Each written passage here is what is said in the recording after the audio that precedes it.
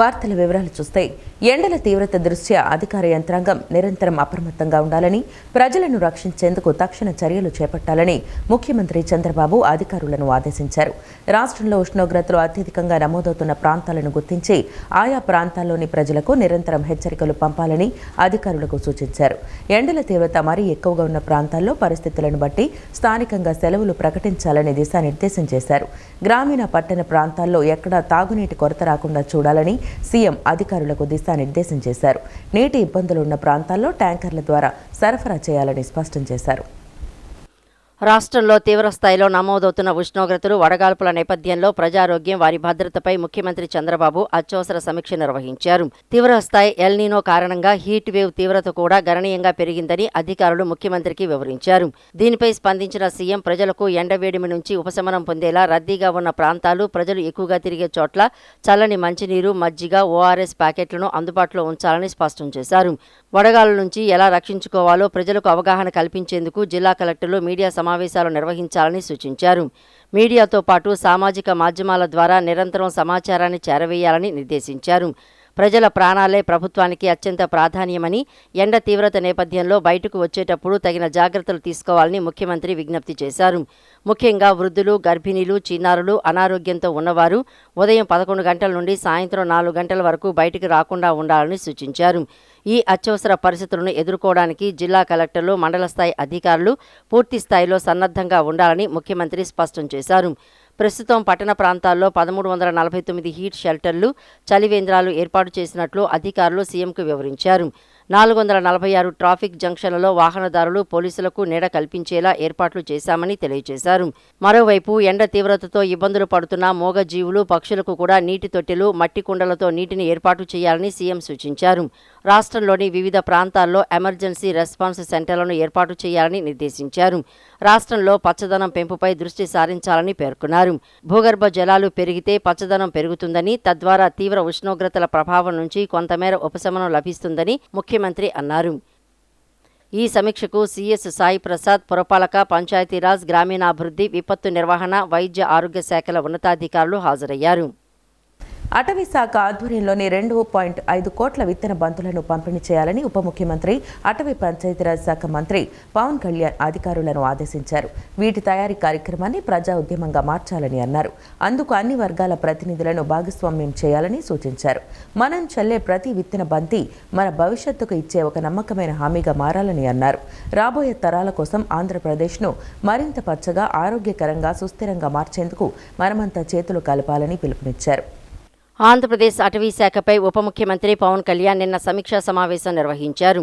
June నెలలో నిర్వహించనున్న విత్తన బంతుల తయారీ కార్యక్రమంపై అధికారులకు ఆయన దిశానిర్దేశం చేశారు. ఈ సందర్భంగా అటవీ శాఖ ఆధ్వర్యంలో 2.5 కోట్ల విత్తన బంతులను పంపిణీ చేయాలని అధికారులను పవన్ ఆదేశించారు. వీటి తయారీ కార్యక్రమాన్ని ప్రజా ఉద్యమంగా మార్చాలని అన్నారు.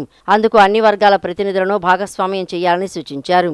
ఈ ఏడాది వర్షాకాల సీజన్ను పూర్తిగా వినియోగించుకోవాలని అధికారులకు డిప్యూటీ సీఎం పవన్ కళ్యాణ్ తెలిపారు. జూలై, ఆగస్టు నెలలో రాష్ట్ర వ్యాప్తంగా విత్తన బంతులను విస్తారంగా చల్లడానికి అటవీ శాఖ ప్రణాళికలు సిద్ధం చేయాలని అన్నారు. ఇందుకోసం 3 రకాల ప్రత్యేక పద్ధతులను ఉపయోగించాలని సూచించారు. నేరుగా చల్లడం, అత్యాధునిక డ్రోన్ సాంకేతికతను వినియోగించడం, చేతులతో నాటడం చేయాలని ఆయన పేర్కొన్నారు. అడవుల్లో జీవ వైవిధ్యాన్ని పెంపొందించడం, స్వచ్ఛమైన పచ్చని ఆంధ్రప్రదేశ్ను నిర్మించడం ఈ హరిత ఉద్యమ ప్రధాన లక్ష్యమని పవన్ చెప్పుకొచ్చారు. మనం చల్లే ప్రతి విత్తన బంతి మన భవిష్యత్తుకు ఇచ్చే ఒక నమ్మకమైన హామీగా మారాలని అన్నారు. రాబోయే తరాల కోసం ఆంధ్రప్రదేశ్ను మరింత పచ్చగా, ఆరోగ్యకరంగా, సుస్థిరంగా మార్చేందుకు మనమంతా చేతులు కలపాలని పిలుపునిచ్చారు. హోంగార్డుల నుంచి ₹1 కూడా తీసుకోకుండా పూర్తి ఉచితంగా బీమా సదుపాయాన్ని అందిస్తున్నామని హోంమంత్రి వంగలపూడి అనిత తెలిపారు. విధుల్లో మరణించిన హోంగార్డుల కుటుంబాలకు తిరిగి ఉద్యోగం కల్పించే పరిస్థితి లేనందున ఆ కుటుంబాలకు ఏ కష్టం వచ్చినా ఈ ఆరోగ్య బీమా ఎంతో సహాయపడుతుందని తెలిపారు. విశాఖలో హోంగార్డు ఆరోగ్య బీమా సహాయ కేంద్రం నిన్న ప్రారంభమైంది. ఈ కార్యక్రమంలో హోంమంత్రి వంగలపూడి అనిత పాల్గొని కేంద్రాన్ని ప్రారంభించారు. దేశంలోనే మొదటిసారిగా హోంగార్డులకు ప్రత్యేక ఆరోగ్య బీమా సౌకర్యాన్ని ప్రభుత్వం అందిస్తోంది. సుమారు 33 లక్షల వరకు బీమా కవరేజ్ను పొందవచ్చు. హోంమంత్రి అనిత ప్రోత్సాహంతో మొదటి విడతగా 975 మంది హోంగార్డులకు ఆరోగ్య బీమాను అందించనున్నారు. ఈ బీమా పథకం కింద భర్త, భార్య, 2 పిల్లల వరకు కవరేజ్ ఉంటుంది. ఈ సందర్భంగా హోంమంత్రి అనిత మాట్లాడుతూ పోలీసు వారికి వర్తించే ఆరోగ్య భద్రత హోంగార్డులకు వర్తించక అందకపోవడం, వారి వేతనాలు తక్కువగా ఉండటం వంటి సమస్యలను దృష్టిలో ఉంచుకొని ఈ కార్యక్రమాన్ని చేపట్టినట్లు తెలిపారు. ప్రతి ఏడాది 3 లక్షల నుంచి 33 లక్షల వరకు ఆరోగ్య బీమా సౌకర్యం అందుబాటులో ఉంటుందని ప్రకటించారు. దీని ద్వారా సుమారు 3,140 మంది లబ్ధి పొందనున్నారని తెలిపారు. హోంగార్డుల నుంచి ఒక్క రూపాయి కూడా తీసుకోకుండా పూర్తి ఉచితంగా ఈ బీమా సదుపాయాన్ని అందిస్తున్నామని పేర్కొన్నారు. విధుల్లో మరణించిన హోంగార్డుల కుటుంబాలకు తిరిగి ఉద్యోగం కల్పించే పరిస్థితి లేనందున ఆ కుటుంబాలకు ఏ కష్టం వచ్చినా ఈ ఆరోగ్య బీమా ఎంతో సహాయపడుతుందని హోంమంత్రి అనిత వివరించారు. సాధారణంగా హోంగార్డుల గురించి మాట్లాడేటప్పుడు హోంగార్డ్స్ అనేసరికి ఎవరు కూడా పట్టించుకోరు. కానీ అటువంటి హోంగార్డ్స్కి వాళ్ళకి హెల్త్ ఇన్సూరెన్స్ ఉండాలి, వాళ్ళ కుటుంబానికంటూ ఒక భరోసా ఇవ్వాలి. ఎందుకంటే హోంగార్డ్ పరిస్థితి ఎలా ఉంటుందంటే రేపు పొద్దున వాళ్ళు విధిలో ఉండి ఎవరైనా చనిపోయినా కూడా వాళ్ళకి తిరిగి ఉద్యోగాలు ఇవ్వాలంటే సిస్టమ్ ఒప్పుకోదు. మనకి కానిస్టేబుల్ వరకు ఆ కంపల్సరీ అపాయింట్మెంట్ ఉంటుంది, కానీ హోంగార్డ్స్కి ఉండదు. అట్ ద సేమ్ టైం వాళ్ళకి ఎటువంటి బీమా సౌకర్యాలు కూడా మనం కల్పిస్తేనే ఉండే పరిస్థితి. అటువంటి తరుణంలో వాళ్ళ భార్య పిల్లల్ని ఆరోగ్యంగా చూసుకోవాలి, వాళ్ళు బాగా చదివించుకోవాలంటే డెఫినెట్గా పోలీస్ వెల్ఫేర్ నుంచి కానీ పోలీస్ సపోర్ట్ రాకపోతే కనుక వాళ్ళు ఏమీ చేయలేరు.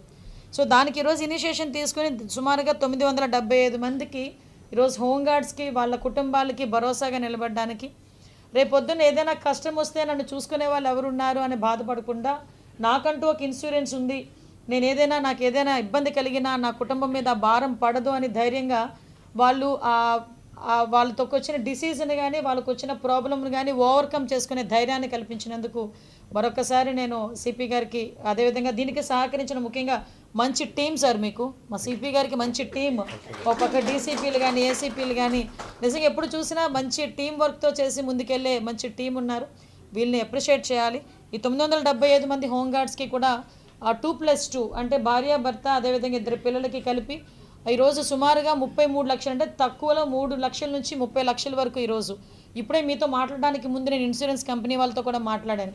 వాళ్ళతో మాట్లాడినప్పుడు కూడా చెప్పారు పర్ యానం 33 lakhs వరకు కూడా వాళ్ళకి హెల్త్ ఇన్సూరెన్స్ ఈరోజు ఇవ్వడానికి కూడా సిద్ధపడ్డారు. దీనికి సంబంధించి ఇయర్లీ కూడా ఒక 10,000 రూపీస్ పే చేసుకుంటే సరిపోతుంది, ప్రీమియం కూడా. సో ఇది కూడా లేకుండా చాలా సంవత్సరాలు పోలీస్ డిపార్ట్మెంట్ వాళ్ళు కనీసం ఆరోగ్య భద్రత 2 లక్షల రూపాయలు ఆరోగ్య భద్రత మీద అంటే చాలా సందర్భాల్లో కొన్ని హాస్పిటల్స్ అయితే జాయిన్ చేసుకోవు కూడా కొన్ని హాస్పిటల్స్ అయితే. కానీ ఈరోజు నేను అది కూడా అడిగాను, ఎన్ని హాస్పిటల్స్కి ఇస్తున్నారా అంటే ఆల్ కార్పొరేట్ హాస్పిటల్స్కి మాకు ప్రాబ్లం లేదు మేడం, ఎక్కడైనా కూడా వీళ్ళు వెళ్ళొచ్చు, వీళ్ళు ట్రీట్మెంట్ తీసుకోవచ్చు అని.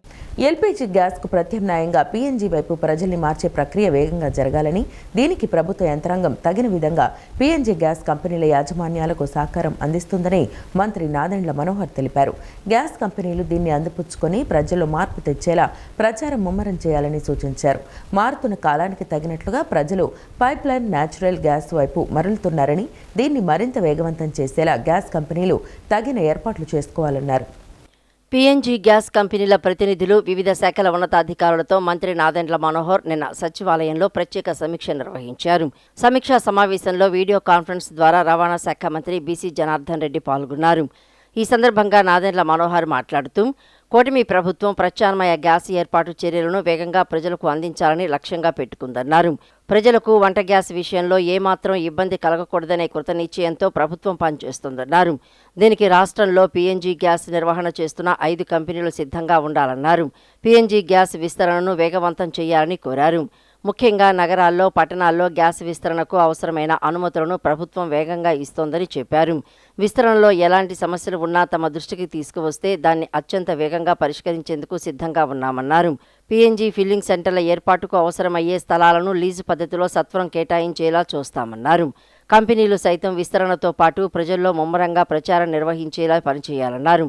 పీఎన్జీ గ్యాస్ విస్తరణలో మానవ వనరుల కొరత లేకుండా ఉండాలంటే యువతను దీనిలో భాగస్వామ్యం చేయాలన్నారు. ఐటీఐ, పాలిటెక్నిక్ కళాశాలలు, ఇతర నైపుణ్య సంస్థల్లో ఉన్న యువతకు పీఎన్జీ గ్యాస్ టెక్నికల్ స్కిల్స్పై ప్రత్యేకంగా శిక్షణ ఇవ్వాలన్నారు. ఏపీ స్కిల్ డెవలప్మెంట్ ఆధ్వర్యంలో దీనిపై అన్ని జిల్లాల కలెక్టర్లు ప్రత్యేకంగా దృష్టి సారించాలని తెలిపారు. ప్రతి జిల్లా నుంచి 15 రోజులకు ఒక బ్యాచ్లో 100 మంది యువతను తీసుకుని వారికి వారం రోజుల పాటు ఉచిత వసతి, భోజనం, ఉపకార వేతనం అందించి పీఎన్జీ స్కిల్స్లో శిక్షణ ఇవ్వడం ద్వారా యువతకు ఉపాధి బాట చూపించినట్లు అవుతుందన్నారు. దీనిలో పీఎన్జీ గ్యాస్ కంపెనీలను అనుసంధానం చేసుకుని ముందుకు వెళ్తే మానవ వనరుల కొరతను అధిగమించవచ్చని తెలిపారు. యువతకు గ్యాస్ కంపెనీల ద్వారా ఉపాధి అవకాశం లభిస్తుందనే భరోసా ఇవ్వొచ్చని, దీనిపై జిల్లా కలెక్టర్ల ఆధ్వర్యంలో ప్రచార జాథాలు, ప్రత్యేక ప్రచార కార్యక్రమాలు నిర్వహించాలని, గ్యాస్ కంపెనీలు దీనిపై లీడ్ తీసుకోవాలని కోరారు. రత్నాలసీమగా పేరొందిన రాయలసీమకు పూర్వ వైభవం తేవడానికి ప్రభుత్వం కృషి చేస్తోందని గనుల శాఖ మంత్రి కొల్లు రవీంద్ర అన్నారు. కర్నూలు, అనంతపురం జిల్లాల్లో 2 బంగారు గనులను త్వరలో ప్రారంభిస్తామని చెప్పారు. వైసీపీ ప్రభుత్వంలో రాష్ట్రాన్ని పెట్టుబడి పెట్టాలంటే ఎవరూ రాలేని పరిస్థితి ఉండేదని, ఇప్పుడు రాష్ట్రంలో పెట్టుబడులు పెట్టడానికి పారిశ్రామికవేత్తలు పోటీపడి ముందుకు వస్తున్నారన్నారు. గత ప్రభుత్వంతో పోలిస్తే మైనింగ్ శాఖలో 4,000 కోట్లు అధికంగా రాబడి వచ్చిందని తెలిపారు. చంద్రబాబు నాయుడు పరిపాలన విధానాన్ని చూసి భారతదేశంలో వచ్చిన పెట్టుబడులలో 25% ఆంధ్రప్రదేశ్ రాష్ట్రానికి వచ్చాయని అన్నారు. కర్నూలు జిల్లా తుగ్గిలి మండలం జొన్నగిరి వద్ద ఉన్న Geo Mysore gold mines limited సంస్థను పత్తికొండ ఎమ్మెల్యే శ్యాంబాబుతో కలిసి మంత్రి కొల్లు రవీంద్ర సందర్శించారు. బంగారు తవ్వకాలు, ఖనిజాలు శుద్ధి చేసే ప్లాంట్లను పరిశీలించారు. ఈ సందర్భంగా ఆయన మాట్లాడుతూ, జొన్నగిరిలో Geo Mysore gold mines Limited సంస్థ బంగారు శుద్ధి, ఉత్పత్తికి అత్యాధునిక సాంకేతిక పరిజ్ఞానంతో కూడిన యంత్ర సామాగ్రిని ఏర్పాటు చేసినట్లు మంత్రి తెలిపారు. 1 టన్ను ముడి సరుకు నుంచి 1 గ్రాము బంగారం వస్తుందన్నారు. ప్రస్తుతం 300 మీటర్ల వరకు తవ్వారని, భవిష్యత్తులో 2 కిలోమీటర్ల వరకు తవ్వకాలు జరపనున్నట్లు చెప్పారు. దేశంలోనే మొట్టమొదటి ప్రైవేటు గోల్డ్ మైన్స్ ప్రాజెక్టు ఇది అని పేర్కొన్నారు.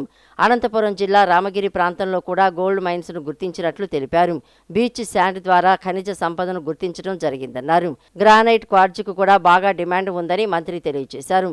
గత ప్రభుత్వంలో మైనింగ్ దోపిడీ జరిపి జేబులు నింపుకున్నారని కొల్లు రవీంద్ర ఆరోపించారు.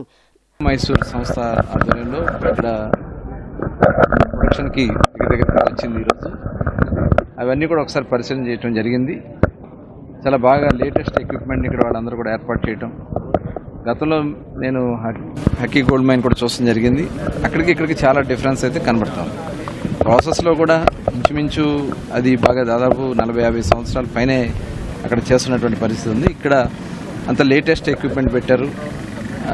ఎట్లా దాన్ని మొత్తం కూడా ఇంప్యూరిటీస్ అన్నీ కూడా తీసేసి పర్ డే అంటే 1 టన్నుకి 1 గ్రామ్ వస్తుంది అంటున్నారు. భవిష్యత్తులో ఇంకా పెరిగేదానికి అవకాశం వస్తుంది. అంటే ఇంకా కిందకి వెళ్ళే ఇప్పుడు 300 మీటర్ల వరకు వెళ్ళారు. భవిష్యత్తులో ఇది 2 కిలోమీటర్ల వరకు కూడా కింద అడుగున ఉంది. అంటే దాదాపు 2000 మీటర్ల వరకు కూడా వెళ్ళడానికి అవకాశం ఉంది. ఇంకా కిందకి వెళ్ళే కొద్దీ ఇంకా ఎక్కువ వెయిన్స్ ఉండేదానికి అవకాశం వస్తుందని చెప్తా ఉన్నారు. పర్ డే 1 కేజీ యావరేజ్ని తీస్తూ ఉన్నారు. అంటే పర్ మంత్ 30 కేజీస్ వస్తున్నాయి. ఇది భవిష్యత్తులో ఇంకా పెరగడానికి అవకాశం ఉంది. దగ్గర 13,000 టన్స్ అవైలబిలిటీ ఉంటుంది ఈ ప్రాంతంలో అని చెప్పి ఒక అంచనా ఉంది. ఈ జొన్నగిరి గోల్డ్ మైన్ త్వరలోనే ముఖ్యమంత్రి గారు కూడా వచ్చి ఇక్కడ పరిశీలన చేయడం కూడా జరుగుతుంది. ఇది ఈ ప్రభుత్వం యొక్క చిత్తశుద్ధి వస్తున్నటువంటి వెళ్తున్న. ఎందుకంటే లాస్ట్ ఇయర్ చూస్తే దాదాపు 30% గ్రోత్ మనం ఈ మైనింగ్ ద్వారానే మనకు రాగబడింది. ఇవన్నీ చేస్తా ఉన్నామంటే ఈ రాష్ట్రం కోసం ముఖ్యమంత్రి గారు చేస్తున్నటువంటి ప్రయత్నం, ఈ ప్రభుత్వం చేసినటువంటి ప్రయత్నం భవిష్యత్తులో ఇంకా పెరగడానికి అవకాశం ఉంది. జియో మైసూర్ గోల్డ్ మైనింగ్ పరిశ్రమను వచ్చే నెల 27న సీఎం చంద్రబాబు ప్రారంభోత్సవం చేస్తారని పత్తికొండ ఎమ్మెల్యే కేఈ శ్యామ్ కుమార్ వెల్లడించారు. గత టీడీపీ గవర్నమెంట్లో ఈ పర్టికులర్ మైన్కి ఎన్విరాన్మెంటల్ క్లియరెన్స్ అయితే ఏమి, వాటర్ అలొకేషన్ అయితే ఏంది, ఆ కాలంలో డిప్యూటీ సీఎంగా ఉన్న కేఈ కృష్ణమూర్తి గారు ఆధ్వర్యంలో జరిగింది. మరి 19 నుంచి 24 దాకా వీళ్ళు ఏది కూడా చేయలేదు ఇక్కడ. ఎందుకంటే జగన్మోహన్ రెడ్డి గారిని వాళ్ళ గవర్నమెంట్ చూసి భయపడి వీళ్ళు ఇక్కడ గోల్డ్ మైన్ స్టార్ట్ అయిందంటే మాదే గోల్డ్ మా ఆంధ్రాలో దొరికింది మాకే ఇవ్వాలని చెప్పి ఏదో ఒక రకంగా అంటారని చెప్పి వాళ్ళు భయపడి అది అప్పుడు స్టార్ట్ చేయకుండా ఈ గవర్నమెంట్ వచ్చిన తర్వాత స్టార్ట్ చేసి బ్రహ్మాండంగా ప్రొడక్షన్ చేస్తున్నారు. మరి రాబోయే కాలంలో ఓపెన్ మైనింగ్ కూడా చేయడం స్టార్ట్ అవుతుంది. ఓపెన్ మైనింగ్ చేసేటప్పుడు ఇంకా బ్రహ్మాండంగా ఇక్కడ ఉన్న యువతకి ఉద్యోగాలు దొరికే అవకాశాలు కూడా చాలా బ్రహ్మాండం. ఆంధ్రప్రదేశ్ మాజీ ముఖ్యమంత్రి వైఎస్ జగన్మోహన్ రెడ్డి శాంతి దూత ప్రవచనాలు చేస్తున్నారని టీడీపీ ఎంపీ కేశినేని శివనాథ్ మండిపడ్డారు. జగన్ నిన్న నిర్వహించిన ప్రెస్ మీట్ చూసి రాష్ట్ర ప్రజలు ఆశ్చర్యపోయారని అన్నారు. జగన్ కుటుంబ చరిత్ర తెలియని వారు లేరని, ప్రెస్ మీట్లో ఆయన మాటలు విని ప్రజలు అసహించుకుంటున్నారని చెప్పారు. వైసీపీ గొడ్డలి పార్టీ కాబట్టి అదే గుర్తును పెట్టుకుంటే బాగుంటుందని ఎంపీ ఎద్దేవా చేశారు. ఆంధ్రకు ఏదైనా బ్రాండ్ ఉందంటే అది చంద్రబాబు నాయుడేనని, వచ్చే ఎన్నికల్లో జగన్కు ఆ 11 సీట్లు కూడా రావని ఎద్దేవా చేశారు. వైఎస్ రాజశేఖర రెడ్డి పార్థివ దేహం ఇంటికి రాకముందే ముఖ్యమంత్రి పదవి కోసం జగన్ సంతకాల సేకరణ చేశారని, ఇదే విషయాన్ని చాలా మంది సీనియర్ నేతలు తనకు చెప్పారని, వారంతా ఇప్పుడు వైసీపీలోనే ఉన్నారని టీడీపీ ఎంపీ కేశినేని శివనాథ్ అన్నారు. జగన్ ప్రభుత్వంలో రౌడీజం రాజ్యమేలిందని ఎంపీ చిన్ని ఆరోపించారు. వైఎస్ వివేకానందరెడ్డి సౌమ్యుడని, ఆయన్ను దారుణంగా హత్య చేశారని అన్నారు. వివేకా హత్య కేసుపై ఫ్యాన్ పార్టీ అధినేత మొదట సీబీఐ విచారణ కోరారని తర్వాత మళ్లీ వెనక్కి తగ్గారని ఎంపీ చెప్పుకొచ్చారు. సీబీఐ విచారణ అంతా జగన్ కుటుంబ సభ్యుల చుట్టే తిరుగుతోందని పేర్కొన్నారు. రాజధాని అమరావతిపై జగన్ విషం చిమ్ముతున్నారని, ఆయన తన విషపు కళ్లతో అద్భుతమైన రాజధానిని చూస్తారని ఎంపీ చిన్ని వ్యాఖ్యానించారు. మావిగన్ పేరు చెప్తే సీఎం చంద్రబాబు నాయుడికి గుండె నొప్పి వస్తుందని అంటున్నారని, మావిగన్తో జగన్ కామెడీ పీస్గా మిగిలిపోతారని ఎంపీ వ్యంగ్యంగా అన్నారు. టైగర్ వంగవీటి రంగా మానవతావాది అని తాను ఘంటాపథంగా చెబుతానని, బడుగు బలహీన వర్గాల అభ్యున్నతికి ఆయన కృషి చేశారని ఎంపీ చెప్పుకొచ్చారు. రంగా హత్య కేసులో ప్రధాన నిందితుడిగా ఉన్న వ్యక్తికే వైసీపీ జిల్లా అధ్యక్షుడి పదవిని జగన్ ఇచ్చారని ఆయన మండిపడ్డారు. ఈరోజు విజయవాడ ప్రశాంతంగా ఉందంటే దానికి కారణం సీఎం చంద్రబాబు నాయుడేనని కొనియాడారు. మంత్రి నారా లోకేష్ను చూసి జగన్ ఎన్నో విషయాలు నేర్చుకోవాలని ఎంపీ హితవు పలికారు. గౌరవ రాజశేఖర్ రెడ్డి గారి హత్య నిజంగా చూస్తే చాలా ఆశ్చర్యం, చాలా బాధ కలిగే విషయం. ఎందుకంటే రాజశేఖర్ రెడ్డి గారు ఆ రోజు ముఖ్యమంత్రిగా ఉన్నారు. ముఖ్యమంత్రిగా ఉన్న సమయంలో హత్య ఆయన హెలికాప్టర్ యాక్సిడెంట్లో చనిపోయారు. ఆ చనిపోయినప్పుడు కూడా ఈయన చుట్టూ ఉన్న పెద్ద పెద్ద నాయకులు, ఇప్పుడు ఎవరైతే ఆయన చుట్టూ ఉన్న నాయకులు ఉన్నారో పెద్ద నాయకులు అందరూ కూడా, ఈయన పార్టీలో పెద్ద పెద్ద పదవుల్లో ఉన్న నాయకులందరూ కూడా ఆ రోజు ఒకటే చెప్పారు, మాకు జగన్ రెడ్డి మీద చాలా డౌట్ ఉందని ఆ రోజే వారు వ్యాఖ్యానించడం జరిగింది. నిజంగా మరి మీ పార్టీలో ఇప్పుడు వాళ్ళందరూ కూడా చాలా సీనియర్ నాయకులుగా ఉన్నారు. అటువంటి సీనియర్ నాయకుల వ్యాఖ్యలను మరి ఏ విధంగా అర్థం చేసుకోవాలో మరి మీరే అర్థం చేసుకోవాల్సిన విషయం. వాళ్ళందరూ కూడా పెద్ద పెద్ద పదవుల్లో మీ దగ్గర పదవులు అనిపిస్తున్నారు. రాజశేఖర రెడ్డి గారి హత్యలో ఆ రోజు చూసాం, రిలయన్స్ వారు చేశారని ఎంతోమంది కార్యకర్తల్ని రిలయన్స్ దుకాణాల మీద దాడి చేపించింది ఈ జగన్ రెడ్డా కాదా? మరి అదే జగన్ రెడ్డి మరి అదే రిలయన్స్కు చెందిన పరిమళ నత్వానికి కాకుండా ఇంటికి వస్తే ఎదురుగా వెళ్ళి అంబానీ గారిని ఇంట్లోకి తీసుకెళ్ళి చక్కటి భోజనం విందు ఇచ్చి చక్కగా ఆహ్వానించింది నువ్వు కాదా జగన్ రెడ్డి? రంగా గారికి హత్య కేసులో ప్రధాన ముద్దాయిగా ఉన్న కుటుంబానికి 5 సార్లు ఎమ్మెల్యేగా కానీ ఎంపీగా కానీ ఇచ్చింది నువ్వు, నీ తండ్రి రాజశేఖర్ రెడ్డి కాదా అని నేను అడుగుతున్నా. ఒక కార్పొరేటర్ కూడా గెలవలేడు, ఎందుకంటే ఇప్పటికి 4 సార్లు ఎన్నో ఎలక్షన్లో నుంచున్నాడు, ఏ రోజు గెలవలేదు.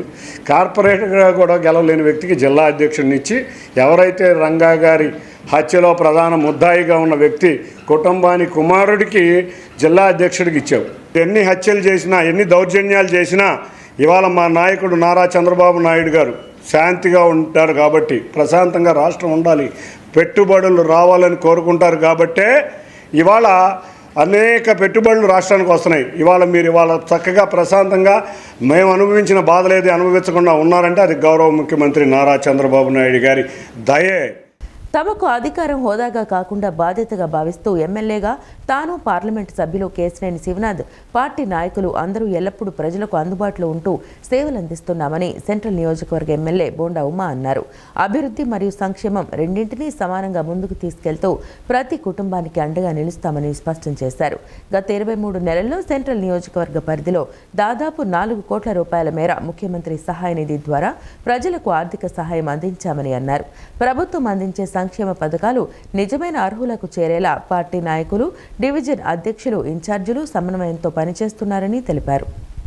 విజయవాడ బీఆర్టీఎస్ రోడ్డులోని సెంట్రల్ నియోజకవర్గ ఎమ్మెల్యే కార్యాలయంలో 1వ డివిజన్కు చెందిన 3 లబ్ధిదారులకు 2 లక్షలు, 32వ డివిజన్కు చెందిన 6 లబ్ధిదారులకు 2,53,000 రూపాయల విలువైన ముఖ్యమంత్రి సహాయ నిధి చెక్కులను ప్రభుత్వ విప్ సెంట్రల్ నియోజకవర్గ ఎమ్మెల్యే బోండా ఉమామహేశ్వరరావు నిన్న అందజేశారు.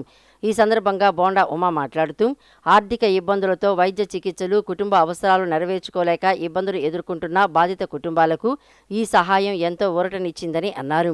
ముఖ్యమంత్రి నారా చంద్రబాబు నాయుడు నాయకత్వంలో ప్రజలకు అవసరమైన సమయంలో ప్రభుత్వం అండగా నిలుస్తోందన్నారు. ప్రజల కష్ట సుఖాల్లో భాగస్వామ్యం కావడం ప్రజాప్రతినిధిగా తమ బాధ్యత అని చెప్పారు. గతంలో 2014-2019 మధ్య ఎమ్మెల్యేగా పనిచేసిన కాలంలో ముఖ్యమంత్రి సహాయ నిధి ద్వారా ప్రతిరోజు చెక్కులను నేరుగా లబ్ధిదారుల ఇళ్ల వద్దకు తీసుకువెళ్లి అందించామని గుర్తు చేశారు. ఆ సమయంలో వేలాది కుటుంబాలకు ఆర్థిక భరోసా కల్పించామన్నారు. గత 5 సంవత్సరాలు ముఖ్యమంత్రి సహాయ నిధి అంటేనే మర్చిపోయినటువంటి పరిస్థితి ఆనాడు. నేను 2014-2019 మధ్య శాసనసభ్యుడిగా ఉన్నప్పుడు ప్రతిరోజు కూడా ముఖ్యమంత్రి సహాయ నిధి ద్వారా చెక్కుల్ని ఇంటి వరకు తీసుకెళ్లి ఇంటికి అందజేసేవాళ్ళం. అలాగే ప్రజలు సంతోషంగా ఉండేవాళ్ళు. మరి ఈ 23 నెలల్లో దాదాపు 4 కోట్ల రూపాయలు ముఖ్యమంత్రి సహాయ నిధి ద్వారా ప్రజలకి తీసుకొచ్చి అందించాం. ఏ సమస్య మా శాసనసభ్యుడి కార్యాలయానికి సమస్య వస్తే ఆ సమస్యని ముఖ్యమంత్రి కార్యాలయం వరకు తీసుకెళ్ళి వాళ్ళకి వివరించి వీళ్ళ సమస్య వీళ్ళ బాధని తెలియపరిచి దానికి చెక్కు రాపిచ్చి ఆ చెక్కు మళ్ళీ తీసుకొచ్చి గౌరవంగా మళ్ళీ వాళ్ళకి రూపాయి ఖర్చు లేకుండా మా పార్టీ నాయకులు, మా డివిజన్ నాయకులు, మా డివిజన్ పార్టీ ప్రెసిడెంట్లు, ఇన్ఛార్జీలు వాళ్ళే తిరుగుతూ ఆ చెక్కుల్ని వాళ్ళకి అందించడం వల్ల సంతోషం వ్యక్తం చేస్తూ ఉన్నారు. ఖచ్చితంగా మాకు అధికారం అనేది ఒక బాధ్యతగా భావిస్తాం. ఈ బాధ్యతని సక్రమంగా ఎప్పుడు కూడా నిర్వర్తిస్తాం. పెన్షన్లపై మాజీ సీఎం జగన్ రెడ్డి అవాస్తవాలు మాట్లాడుతున్నారని మంత్రి కొండపల్లి శ్రీనివాస్ మండిపడ్డారు. చంద్రబాబు హయాంలో 6 లక్షల పెన్షన్లు తొలగించారని జగన్ పచ్చి అబద్ధం చెప్పారన్నారు. జగన్ ప్రభుత్వం 5 ఏళ్లలో ఏకంగా 11 లక్షల మంది నిరుపేదల పెన్షన్లను నిర్దాక్షిణ్యంగా తొలగించిందని ఆరోపించారు. కూటమి ప్రభుత్వంలో మృతి చెందిన వారి పెన్షన్లు మాత్రమే రద్దయ్యాయని వివరించారు. చంద్రబాబు హయాంలో 6 లక్షల పెన్షన్లు తొలగించారని జగన్ పచ్చి అబద్ధాలు ఆడుతున్నారని మంత్రి కొండపల్లి శ్రీనివాస్ అన్నారు. కూటమి ప్రభుత్వంలో 22 నెలల్లో కొత్తగా 2.5 లక్షల మందికి పెన్షన్లు మంజూరు చేస్తే 6 లక్షల పెన్షన్లు తొలగించారని జగన్ అబద్ధాలు మాట్లాడుతున్నారని మంత్రి ఫైర్ అయ్యారు. 5 ఏళ్ల జగన్ ప్రభుత్వంలో పెన్షన్ల కోసం 91,000 కోట్లు ఖర్చు చేస్తే కూటమి ప్రభుత్వంలో 22 నెలల్లోనే రికార్డు స్థాయిలో 63,157 కోట్లు ఖర్చు చేసిందని వెల్లడించారు. జగన్ రెడ్డి అబద్ధపు ప్రచారాలను రాష్ట్ర ప్రజలు ఎవరూ నమ్మవద్దని మంత్రి కొండపల్లి శ్రీనివాస్ పేర్కొన్నారు. పొగాకు వినియోగం ప్రాణాంతకమని అందరూ వాటికి దూరంగా ఉండాలని, ముఖ్యంగా యువత పొగాకు తీసుకోవద్దని తూర్పు శాసనసభ్యులు గద్దె రామ్మోహన్ హితో పలికారు. ప్రజల్లో అవగాహన పెంపొందించేందుకు నవజీవన్ సంస్థ వినూత్నంగా నిర్వహిస్తున్న పోస్ట్ కార్డ్స్ క్యాంపెయిన్ అభినందనీయమని కొనియాడారు. ప్రజలు తమ అభిప్రాయాలు, విజ్ఞప్తులు, పొగాకు వ్యతిరేక సందేశాలను పోస్ట్ కార్డులపై రాసి ప్రచారానికి మద్దతు తెలియజేయాలని కోరారు. నవజీవన్ బాలభవన్ సొసైటీ ఆధ్వర్యంలో ఆటోనగర్ ఆర్టీసీ బస్టాండ్ ఆవరణలో ప్రపంచ పొగాకు వ్యతిరేక వారోత్సవాల సందర్భంగా పోస్ట్ కార్డ్స్ ఉద్యమం కార్యక్రమాన్ని ఘనంగా నిర్వహించారు. ఈ కార్యక్రమానికి ముఖ్య అతిథిగా విజయవాడ తూర్పు నియోజకవర్గ శాసనసభ్యులు గద్దె రామ్మోహన్ రావు హాజరయ్యారు. పొగాకు వ్యతిరేక సందేశంతో మొదటి పోస్ట్ కార్డును ఆయన పూర్తి చేసి అందజేశారు. అనంతరం ప్రత్యేక పొగాకు వ్యతిరేక పోస్టర్ను ఆవిష్కరించారు. ఈ సందర్భంగా గద్దె రామ్మోహన్ మాట్లాడుతూ పొగాకు ఆరోగ్యానికి అత్యంత హానికరమని తెలిపారు. పొగాకు వినియోగం వల్ల శ్వాసకోశ వ్యాధులు, ఊపిరితిత్తుల క్యాన్సర్, నోటి క్యాన్సర్, గుండె జబ్బులు వంటి అనేక తీవ్రమైన వ్యాధులు వస్తాయని పేర్కొన్నారు. అనంతరం అవి ప్రాణాంతకమవుతాయని చెప్పారు. ప్రజల్లో అవగాహన పెంపొందించేందుకు నవజీవన్ సంస్థ వినూత్నంగా నిర్వహిస్తున్న పోస్ట్ కార్డ్స్ క్యాంపెయిన్ అభినందనీయమని కొనియాడారు. వారు నిర్వహిస్తున్న పోస్ట్ కార్డ్స్ ఉద్యమం ద్వారా ప్రజలు, విద్యార్థులు, యువత, కార్మికుల్లో పొగాకు వినియోగం వల్ల కలిగే దుష్ప్రభావాలపై అవగాహన కల్పించడం లక్ష్యమని తెలిపారు. ప్రజలు తమ అభిప్రాయాలు, విజ్ఞప్తులు, పొగాకు వ్యతిరేక సందేశాలను పోస్ట్ కార్డులపై రాసి ప్రచారానికి మద్దతు తెలియజేయాలని కోరారు. జిల్లాలో ప్రజలు ఎదుర్కొంటున్న రెవెన్యూ సంబంధిత సమస్యలను గ్రామ స్థాయిలోనే వేగంగా పరిష్కరించి రెవెన్యూ సమస్యల రహిత గ్రామాల నిర్మాణం లక్ష్యంగా పనిచేస్తున్నామని జిల్లా కలెక్టర్ డాక్టర్ జి లక్ష్మీషా తెలిపారు. ప్రజలకు పారదర్శకమైన, జవాబుదారీతనంతో కూడిన రెవెన్యూ సేవలు అందించడం ప్రభుత్వ ప్రధాన లక్ష్యమని కలెక్టర్ పేర్కొన్నారు.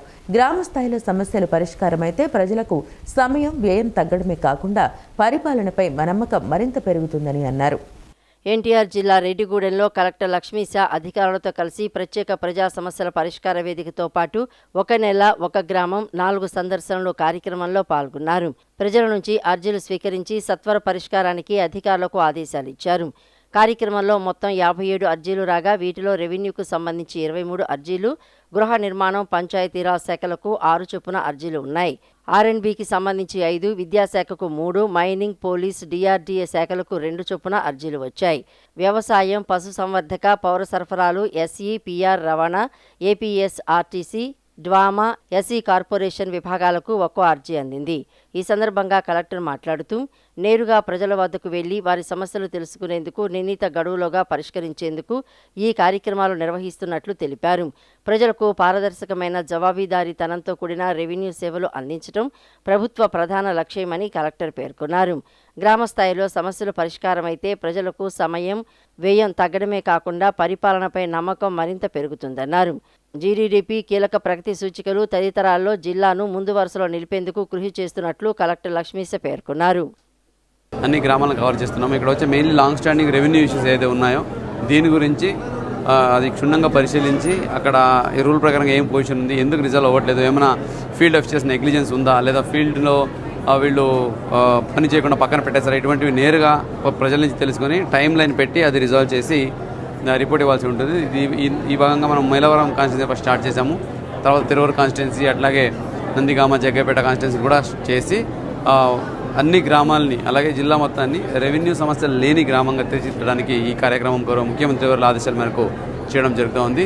పబ్లిక్ కూడా ఈ అవకాశాన్ని సద్వినియోగం చేసుకొని అధికారులు చాలా జాగ్రత్తగా అన్ని ఫాలోఅప్ చేసి ఇష్యూస్ లేకుండా, ఎక్కడ రెవెన్యూ ఇష్యూస్ లేకుండా అన్ని గ్రామాలని కూడా రెవెన్యూ ఇష్యూ విముక్తి గ్రామాలుగా చేయాలని ఈ సందర్భంగా కోరుకుంటూ ప్రతి ఒక్కరికి ఈ కార్యక్రమానికి ఇక్కడ జిల్లాధికారులు కూడా వస్తున్నారు. వాళ్ళ డిపార్ట్మెంట్ వైజ్ కూడా ఆ గ్రామంలో ఏముంది, ఏమైనా సమస్యలు ఉన్నాయా ఇటువంటి చూసుకొని అన్ని రిజాల్వ్ చేసి మన జిల్లాని కేపీఏలో కీ పర్ఫార్మెన్స్ ఇండికేటర్స్, అట్లాగే జిఎస్డిపిలో, అట్లాగే డిస్టిక్ ప్రోగ్రెస్ ఇప్పుడు ఏదో దీంట్లో ముందంజలో ఉండడానికి ప్రతి ఒక్కరు కృషి చేయాలని. రోడ్డు భద్రతా నియమాలను పాటిస్తూ సురక్షితమైన ప్రయాణానికి ప్రతి ఒక్కరూ సహకరించాలని ట్రాఫిక్ డీసీపీ షెరీన్ బేగం విజ్ఞప్తి చేశారు. బస్సులలో విద్యార్థులను సీటింగ్ సామర్థ్యానికి మించి ఎక్కించుకోకూడదన్నారు. నిబంధనలు ఉల్లంఘించిన, ఫిట్నెస్ లేని బస్సులను నడిపిన విద్యా సంస్థల యాజమాన్యాలపై మరియు డ్రైవర్లపై చట్టపరమైన కఠిన చర్యలు తీసుకుంటామన్నారు. నూతన విద్యా సంవత్సరం ప్రారంభం కానున్న నేపథ్యంలో పాఠశాల, కళాశాల విద్యార్థుల రవాణా భద్రతను కాపాడటమే లక్ష్యంగా చేసుకుని నగర వ్యాప్తంగా స్కూలు, కాలేజీ బస్సుల తనిఖీలను నిర్వహించాలని నగర పోలీస్ కమిషనర్ ఎస్వి రాజశేఖర్ బాబు ఆదేశాల మేరకు ట్రాఫిక్ పోలీస్ అధికారులు తనిఖీలు నిర్వహిస్తున్నారు. నిబంధనల ప్రకారం విద్యా సంస్థల బస్సులు నడుస్తున్నాయా లేదా అనే అంశంపై ట్రాఫిక్ అధికారులు విస్తృత తనిఖీలు చేస్తున్నారు. ఈ నేపథ్యంలో ట్రాఫిక్ డీసీపీ షరీన్ బేగం స్వీయ పర్యవేక్షణలో 4వ traffic ACP D Pavan Kumar, 4వ ట్రాఫిక్ ఇన్స్పెక్టర్లు కృష్ణబాబు, రామారావు, రమేష్ వారి సిబ్బందితో కలిసి పడమటలోని కేకేఆర్ గౌతమ్ స్కూల్లోని బస్సులకు తనిఖీ నిర్వహించి బస్సులకు సంబంధించిన ఫిట్నెస్ సర్టిఫికేట్, ఇన్సూరెన్స్, పొల్యూషన్ సర్టిఫికేట్లు సక్రమంగా ఉన్నాయా, బస్సుల్లో emergency exit, first aid box మరియు వర్కింగ్ కండిషన్లో ఉన్న అగ్నిమాపక పరికరాలు ఉన్నాయా, బస్సు డ్రైవర్లకు హెవీ వెహికల్ లైసెన్స్తో పాటు అనుభవం ఉందో లేదో సరిచూశారు. అనంతరం ట్రాఫిక్ డీసీపీ షరీన్ బేగం డ్రైవర్లతో మాట్లాడుతూ ఎవరూ మద్యం సేవించి వాహనాలు నడపరాదని, bus fitness certificate, insurance, pollution certificate యాక్టివ్గా ఉండే విధంగా చూసుకోవాలన్నారు. ప్రాణాలతో ముడిపడి ఉన్న వాహనాల విషయంలో ఎలాంటి నిర్లక్ష్యాన్ని సహించేది లేదని హెచ్చరించారు. బస్సుల్లో విద్యార్థులను సీటింగ్ సామర్థ్యానికి మించి ఎక్కించుకోకూడదన్నారు. నిబంధనలు ఉల్లంఘించిన, ఫిట్నెస్ లేని బస్సులను నడిపిన విద్యాసంస్థల యాజమాన్యాలపై మరియు డ్రైవర్లపై చట్టపరమైన కఠిన చర్యలు తీసుకుంటామన్నారు. భారీ జరిమానాలతో పాటు వాహనాలను సీజ్ చేస్తామని స్పష్టం చేశారు. తల్లిదండ్రులు కూడా తమ పిల్లలను స్కూళ్లకు పంపే వాహనాల భద్రతను గమనించాలని కోరారు. రాబోయే రోజుల్లో కూటమి ప్రభుత్వం ముఖ్యమంత్రి చంద్రబాబు నేతృత్వంలో అద్భుతమైన పరిపాలన ఈ రాష్ట్రంలో అందించబోతుందని టీడీపీ రాష్ట్ర నాయకులు, సోషల్ డెమోక్రటిక్ ఫ్రంట్ రాష్ట్ర అధ్యక్షులు మాదిగని గురునాథం అన్నారు. ముఖ్యమంత్రి చంద్రబాబు లాంటి విజనరీ ఉన్న లీడర్ను విమర్శిస్తే సూర్యుడిపైన ఉమ్ము వేసినట్టేనని అన్నారు. విజయవాడ గురునానక్ కాలనీలోని ఎంపీ కార్యాలయం నందు టీడీపీ రాష్ట్ర నాయకులు, సోషల్ డెమోక్రటిక్ ఫ్రంట్ రాష్ట్ర అధ్యక్షులు మాదిగని గురునాథం నిన్న మీడియా సమావేశం నిర్వహించారు. ఈ సమావేశంలో మాజీ సీఎం జగన్ ముఖ్యమంత్రి చంద్రబాబుపై చేసిన వ్యాఖ్యలను తీవ్రంగా ఖండించారు.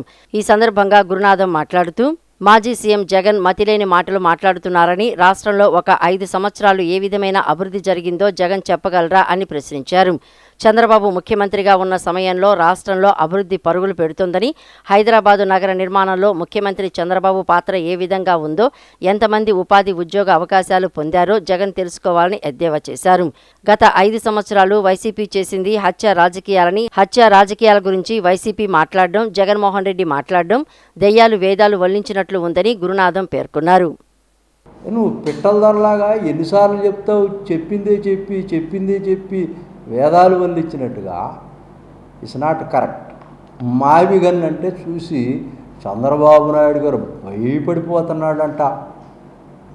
ఎస్, నువ్వు దాన్ని పేల్చలేక భయపడిపోయి దాక్కొని బెంగళూరు వెళ్ళి అటు నుంచి ఇంగ్లాండ్ వెళ్ళావు. ఇక్కడ 3 రాజధానులు పెట్టావు, ఉద్యమాలు 11 రెడ్ అయ్యావు. ఇప్పుడు మావిగన్ అంటున్నావు, 0 రెడ్ అవుతావు. ఇక్కడ ఒక్కటి నేర్చుకో, జగన్మోహన్ రెడ్డి గారు రాజకీయాల్లో ఉన్నప్పుడు ఇక్కడ జరుగుతున్నటువంటిదంతా కూడా నేనేమనుకుంటున్నానంటే నువ్వు హత్యా రాజకీయాలు చంద్రబాబు నాయుడు గారు చేస్తున్నారు అని చెప్పావు. టపా టపా పేల్చాడు బాలకృష్ణ గారు అంటున్నావు. టపా టపా పేల్చాడు అంటే దాని యొక్క ఉద్దేశం ఏంటి అంటే వైఎస్ రాజశేఖర రెడ్డి గారు టపా టపా కాల్చినటువంటి దోషులను కూడా రక్షిస్తాడనమాట. మీరు చాలామంది చెప్పుకుంటా ఉన్నారు మా వైఎస్ రాజశేఖర రెడ్డి గారు బాలకృష్ణ గారిని కాపాడారు. అట్లయితే పరిటాల రవి హత్య కేసులో జగన్మోహన్ రెడ్డి గారు ఇన్వాల్వ్ అయినప్పుడు నువ్వు కూడా ఆ దోషిని ఎవరైతే జగన్మోహన్ రెడ్డి ఉన్నాడో సిబిఐ ఎంక్వైరీ ఇచ్చి కాపాడావా? ఎవరైతే డాక్టర్ సుధాకర్ని చంపింది ఎవరయ్యా? డాక్టర్ సుధాకర్ని చంపింది ఎవరు? అదేవిధంగా సుబ్రహ్మణ్యంని డోర్ డెలివరీ చేసింది ఎవరు? కోడికత్తి గులకరాయి కార్యక్రమాలు చేసుకొని డబ్బులు ఇచ్చి వాళ్ళతో నువ్వు రాళ్ళేపించుకొని సింపతి పొందడం కోసం ఎలక్షన్స్ ముందు 2019లోనేమో వివేకానంద రెడ్డి గారిని చంపావు. ఆ తర్వాత అంతకుముందేమో నీ చెల్లెల్ని నీ అమ్మను వాడుకొని జైలుకి వెళ్ళి వచ్చిన సింపతితో పాదయాత్రలు చేయించావు. వాళ్ళని కట్టుబట్టలతో బయటేసావు. ఇప్పుడు ఏం చేసావు? గులకరాయి కోడికత్తి అని పెట్టి అన్ని డబ్బులు ఇచ్చి నువ్వు ఒక డ్రామా కంపెనీలాగా నాటకాలు ఆడుతూ ఉన్నావు. దీన్ని తెలుసుకో. నువ్వు తెలుసుకుంటే మంచిది. ప్రజలందరూ కూడా నిన్ను చీత్కరించారు. ఈ వార్తలు ఇంతటితో సమాప్తం. నమస్కారం.